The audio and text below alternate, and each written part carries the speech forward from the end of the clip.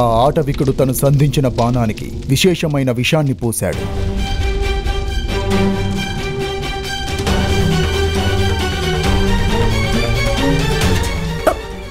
ఆ విష ప్రభావం వలనే మీ అమ్మకి ఇలాంటి పరిస్థితి ఏర్పడింది. ప్రాతకాలంలో సూర్యుని తొలి కిరణాలు మీ తల్లిని తాకినట్లయితే ఆ వెంటనే తనకి మరణం సంభవిస్తుంది.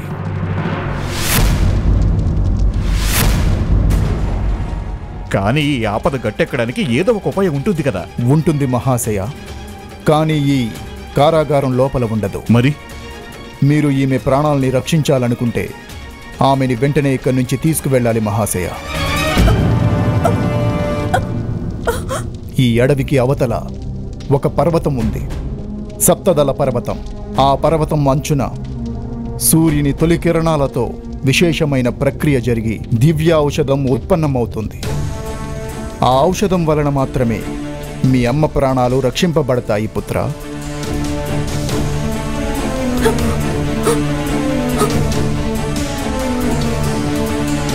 మనం తెల్లవారే వరకు ఇలా నిరీక్షిస్తూ ఉండలేం నాన్నగారు. కానీ మనం ఇక్కడి నుంచి తప్పించుకుని ఎలా వెళ్ళగలం? నువ్వు ఏదో ఒక మార్గం చేయగలవు సోదరా.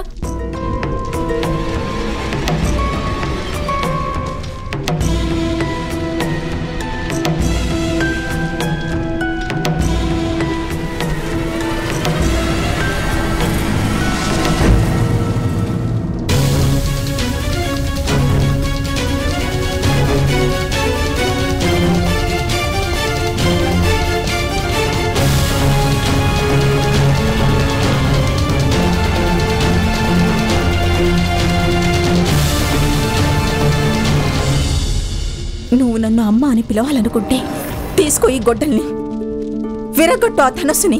నేను నా ధనస్సుని త్యజించానమ్మా. నేను అమ్మకిచ్చిన మాటని తప్పలేను. కుమార కర్ణ, ఇప్పుడు మీ అమ్మ ప్రాణాలకు ప్రమాదం వాటిల్లింది.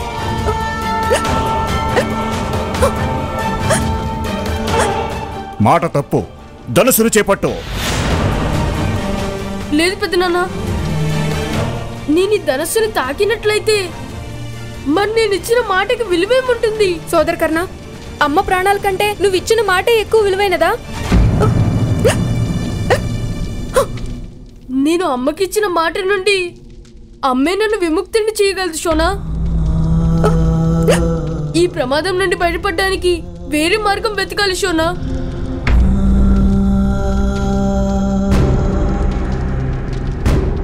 ఆదిదేవునికి బలి ఇచ్చేందుకు సమయం ఆసన్నమైంది. వెళ్ళి అతడి అమ్మను లాక్కురండి.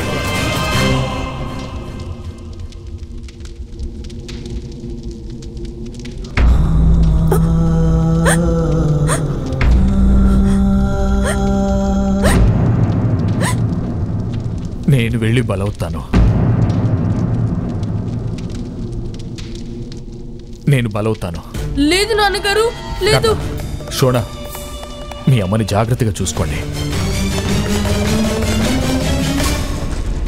ఈ ధనుసుని తీసుకో సోదరా, నాన్నగారిని కాపాడు. ఈ ధనుసుని తీసుకో, ఈ ధనుసుని తీసుకో సోదరా, తీసుకో. ధనుస్సును తీసుకో కర్ణ. ధనుసుని తీసుకో సోదరా, తీసుకో. తీసుకో కర్ణ. అవును సోదర కర్ణ, ధనుసుని తీసుకో. ప్రాతకాలంలో సూర్యుని తొలి కిరణాలు మీ తల్లిని తాకినట్లయితే ఆ వెంటనే తనకి మరణం సంభవిస్తుంది. కుమార కర్ణ, ఇప్పుడు మీ అమ్మ ప్రాణాలకు ప్రమాదం వాటిల్లింది. ధనుస్సును తీసుకో కర్ణ. తీసుకో కర్ణ. అమ్మ ప్రాణాల కంటే ప్రాతకాలంలో సూర్యుని తొలి కిరణాలు మీ తల్లిని తాకినట్లయితే ఆ వెంటనే తనకి మరణం సంభవిస్తుంది. కుమార కర్ణ, ఇప్పుడు మీ అమ్మ ప్రాణాలకు ప్రమాదం వాటిల్లింది. ధనుస్సును తీసుకో కర్ణ. తీసుకో కర్ణ. ధనుస్సును తీసుకో కర్ణ. ఆ వెంటనే తనకి మరణం సంభవిస్తుంది.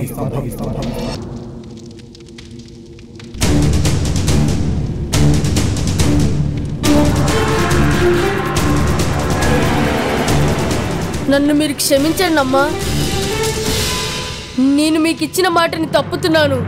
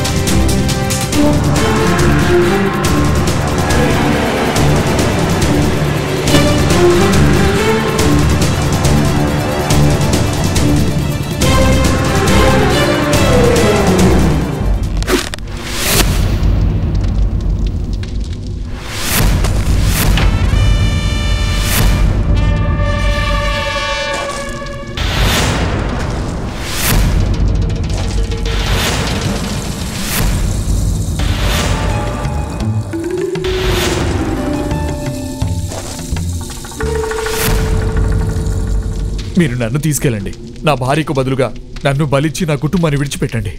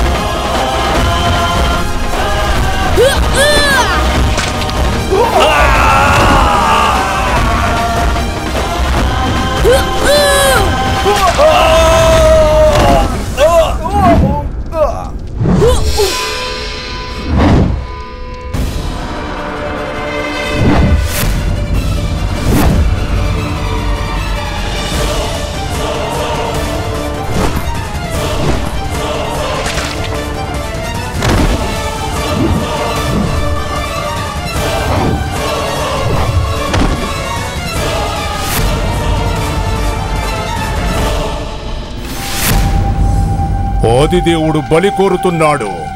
ఎక్కడ్రా బలి? ఇక్కడుందిరా బలి.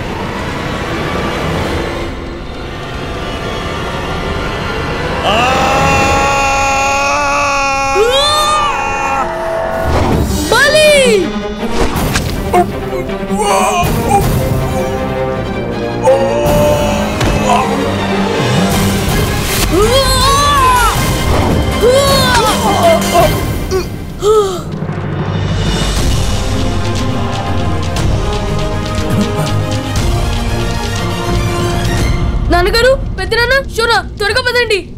అమ్మని వైద్యుని దగ్గరికి తీసుకెళ్ళాలి. పదండి.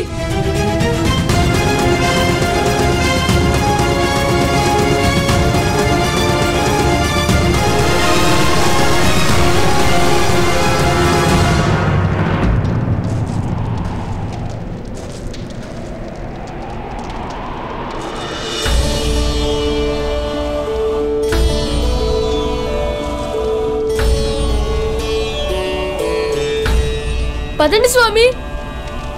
మీరంతా వెళ్ళండి పుత్ర. నా కారణంగా మీ ప్రయాణానికి ఆలస్యం కావచ్చు. అదేం కాదు స్వామి, మీరు మా అమ్మని రక్షించుకునే మార్గం చూపించారు. ఎవరైతే మార్గం చూపిస్తారో వారు గురువు అవుతారు అలా అని పెద్దలు చెప్తూ ఉంటారు. నా గురువుని ఇలా వదిలిపెట్టి నేను ఎలా వెళ్ళగలను స్వామి?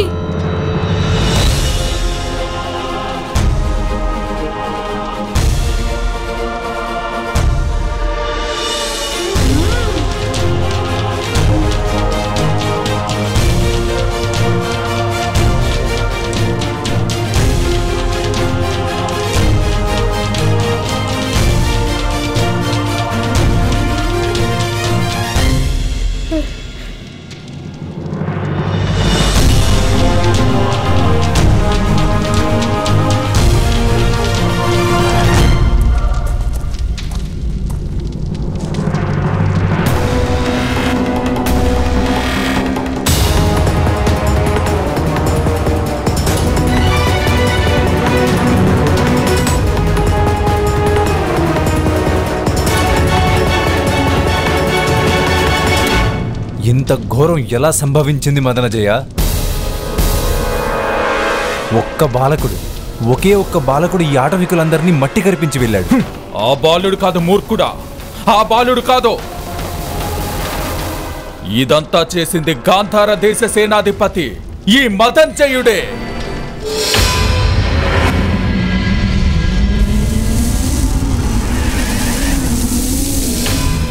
పెను విపత్తు నుంచి నీ సోదరుణ్ణి కాపాడావు కదా కుమారాశని. నా ప్రభావం అతని మీద ఇంకా ఉంది నాన్నగారు. నా దృష్టి కారణంగా వారికి కలిగే ఆపదలు ఇంకా ముగియలేదు. అలాగే నా సహాయం కూడా. ఆపదలను నువ్వు సహాయమని అంటున్నావేమిటి? అంతే కదా నాన్నగారు. శక్తిమంతుడైన మనిషి పరాజయానికి కారణమేమిటి? అధైర్యం. ఏ మనిషి అయితే ఎప్పుడు ధైర్య సాహసాలు కలిగి ఉంటాడో అతనికి శక్తి సామర్థ్యాలు ఇనుమడిస్తాయి. ఏ మనిషి అయితే పిరికితనం కలిగి ఉంటాడో అధైర్యవంతుడవుతాడో అతడి శక్తి సామర్థ్యాలు క్షీణిస్తాయి. కర్ణుడికి నేను ఆపదలు కలిగిస్తూ అతన్ని శక్తివంతుడిగా చేసి అతనికి సహాయం చేస్తున్నాను. కానీ నువ్వు కల్పించే ప్రతి ఆపదకి సమాధానం కాలమే చెప్తుంది కదా పుత్రసేని. ఇక అతని జీవన మార్గంలో ఎటువంటి ఆపదను సృష్టించబోతున్నావు?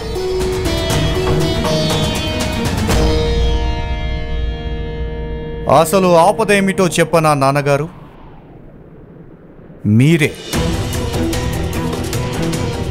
మీ తొలి కిరణం ఆ కర్ణుని తల్లిని స్పృశించిన తక్షణం ఆమెకు మృత్యువు వాటిల్లుతుంది.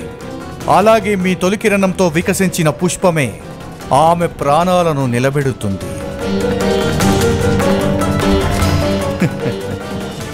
ఇక మీరే మీ కుమారుడి పాలిట పెను విపత్తు నాన్నగారు.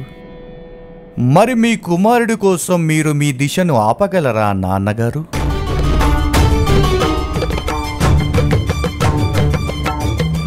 నేను సృష్టి నియమానికి బద్ధుణ్ణి పుత్ర. ఎవరి కోసమూ నా గతిని ఆపడం సాధ్యం కాదు. అలాగైతే తన కుమారుడిని తండ్రే పరాజితుడుగా చేస్తున్నారన్నమాట.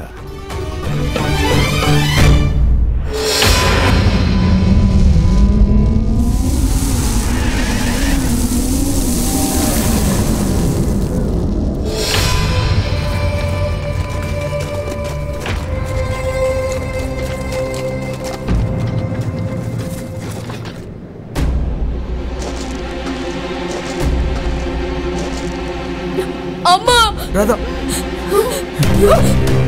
అమ్మా రాధా నీకేం కాదు. రాధా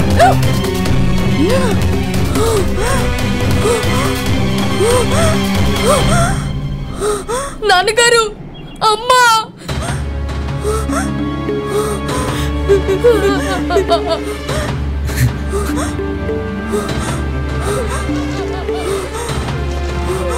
రాధా, రాధా నీకేం కాదు.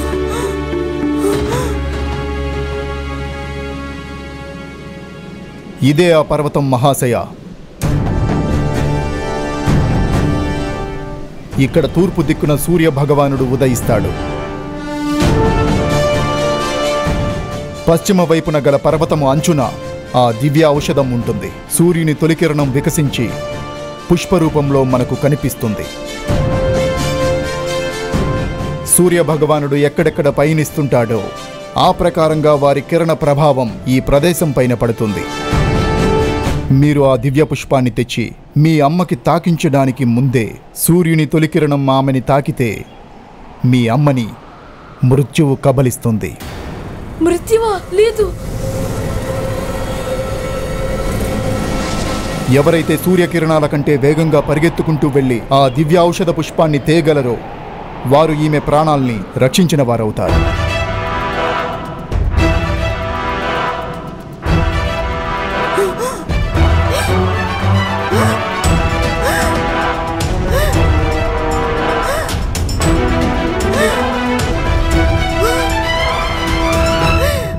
నేను కాపాడుతాను.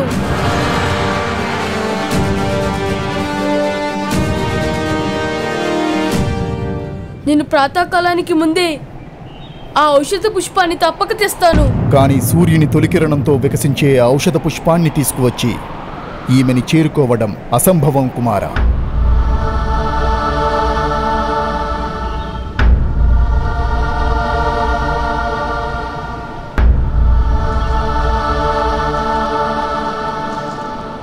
నేను మా అమ్మ కోసం అసంభవాన్ని కూడా సంభవం అయ్యేలా చేయగలను. నిన్ను పుత్రుడిగా పొందినందుకు మీ పితృదేవులు ధన్యులు.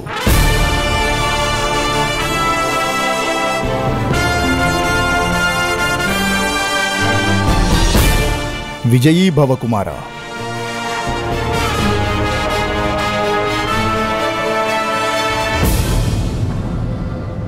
మీరెక్కడికి వెళ్తున్నారు స్వామి?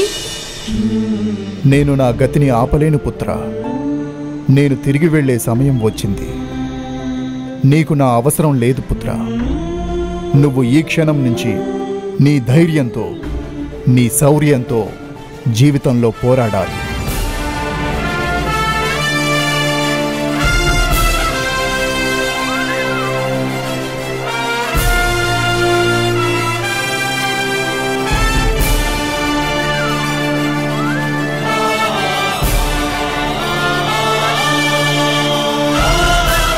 ఆయుష్మాన్ భవ.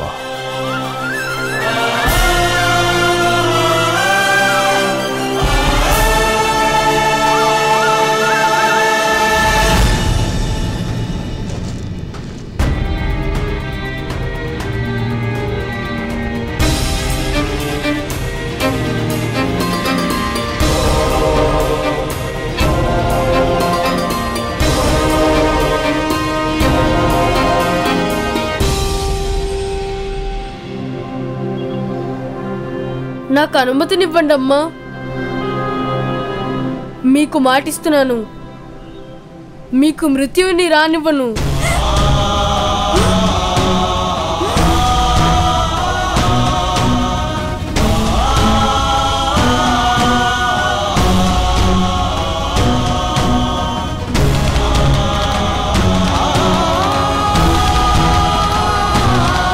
కర్ణ,